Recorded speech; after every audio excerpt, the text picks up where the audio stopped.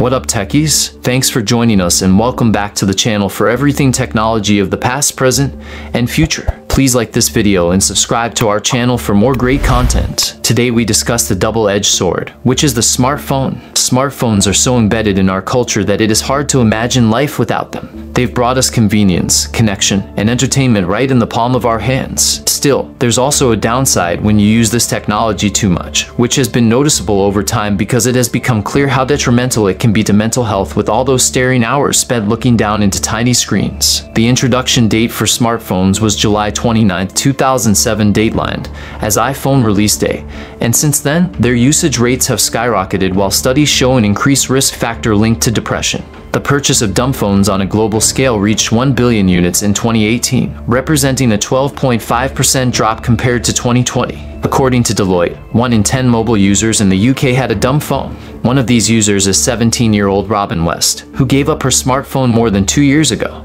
Her current mobile costs her just £8, and she doesn't have to worry about a monthly data bill. She told the BBC that she would get another smartphone. The brick has met all of my expectations. I don't believe that it restricts me in any way, and if anything, it makes me more proactive. I didn't realize how much a smartphone controlled my life until I got rid of it and got a brick phone. My smartphone had a lot of social media apps on it, and because I was always on it, I didn't get as much work done as I normally would have. Most of her close pals could not comprehend what was being said. Everyone believes it is just a fad. They ask each other, when are you going to get a smartphone? Are you going to get one next week? What if the essential need for a smartphone in the modern world is mostly an illusion? People managed perfectly well without them 15 years ago, so maybe this is just a modern anomaly. Shubham Agu from Digital Trend recently upgraded to a Nokia 8110, and he echoes this sentiment in the following quote, "I felt my smartphone, and the companies behind it had taken control of my life. My experience with converting to a feature phone has disabused me of the delusion that my life will grind to a standstill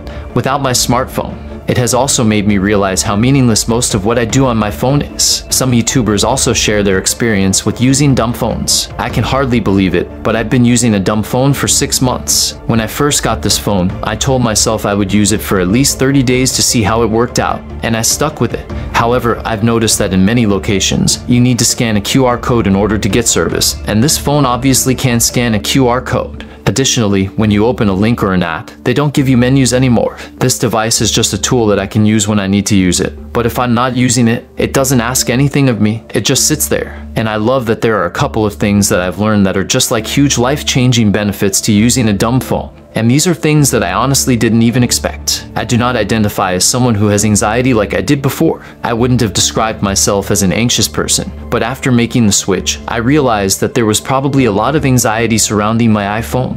That anxiety has since subsided, and I think it's because I'm not constantly in tune with the internet and things that are happening. I've noticed this change the most when I have some downtime, such as when I'm waiting in a line or at an appointment or something like that. I usually grab my iPhone. I'm not going to say that I won't ever use a smartphone again because who knows, but I just haven't wanted to, and I still don't want to. The peace that I feel from using a dumb phone is like such a huge benefit that it's worth some of the minor inconveniences, and having a smartphone just feels a little unnecessary. I am honestly surprised that I didn't go back to using my iPhone in the past 6 months. Technical guru Professor Sandra Watch, a senior research fellow in artificial intelligence at Oxford University, provides an explanation as to why younger people choose phones that have fewer features. Your smartphone serves as both an entertainment hub and a source of up-to-the-minute news for you. Your navigating apparatus or system, your personal journal, your pocketbook, and your dictionary all come to mind. She goes on to say that smartphones are constantly attempting to get your attention by notifying you of new events and updates,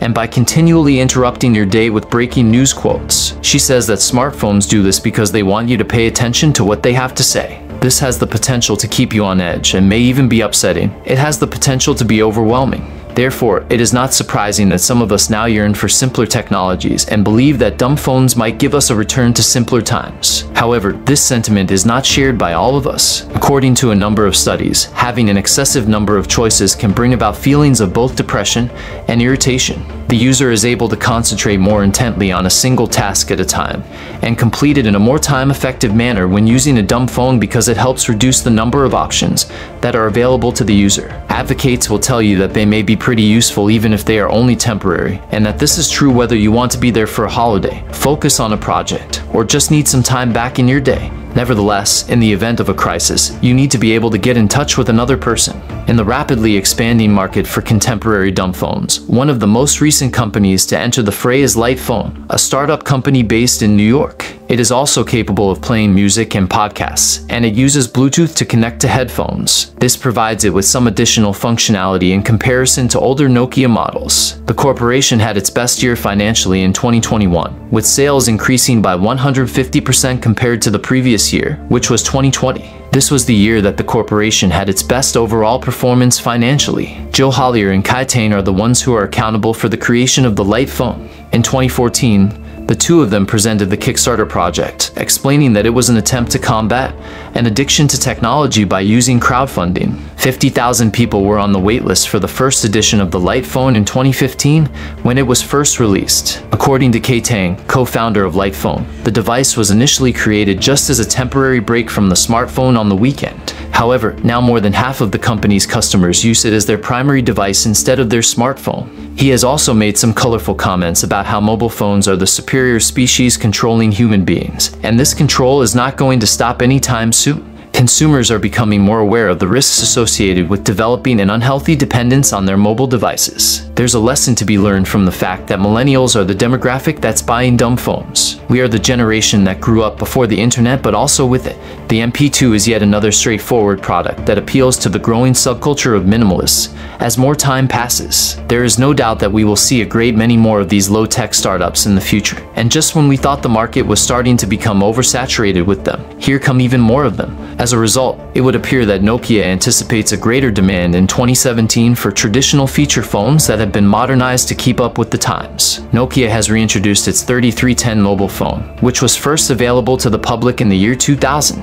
The relaunch generated a lot of interest and sparked a small revival for the simple week-long battery life and being virtually indestructible, both of which appeal to individuals looking for something that they don't want to get in the way of their activities. There is no denying that smartphones have made our lives easier and better in many ways. However, we need to be more conscious of the potential drawbacks associated with excessive use of these devices. Join us in being more mindful about the amount of time we spend on our phones, and try putting some of the suggestions provided in this video into practice in order to develop a more positive relationship with technology. Let's keep an open dialogue about this issue, and let's also keep learning more about the ways in which smartphones are impacting our mental health, so that we can make educated decisions as consumers and as a society. What steps are you going to take to limit the amount of time you spend on your smartphone? Let us know in the comments section below. And remember to like and subscribe for more interesting videos.